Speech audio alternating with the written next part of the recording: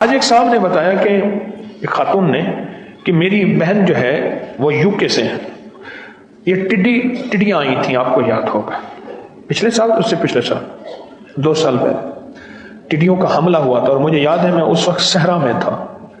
اتنی تھی کہ بندہ نا اتنی گٹھیاں بڑھ لے، اتنی لاکھوں کروڑوں تھی، اور وہ جس فصل پہ بیٹھتی تھی، جس درخت پہ بیٹھتی تھی، وہ ختم ہو جاتی.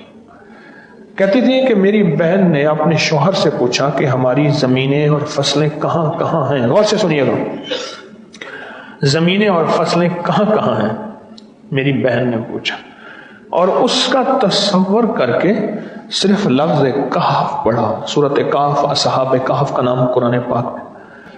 اس کا تصور کر کے کہف پڑھتی رہی، کہف کہف کہف کہف. اور کہا لوگ حیران ہیں کہ سب کی فصلوں کو ٹڈیاں کھا گئیں، پر ان کی فصلوں پہ ٹڈیاں نہیں آئی. کہف، یہ دعائیں، یہ ذکر، یہ تسبیحاں، یہ مانگنا زندگی میں ایسے کام آتا ہے. دیکھ لیں، ایسے کام آتا ہے. بندہ ایک ملک میں بیٹھا ہے، ٹڈی دوسرے ملک میں آئی ہے، اور وہاں اس نے کہف کے ذریعے حفاظت کا نظام بھیجا ہے، اور کہف سے حفاظت ہو گئی ہے.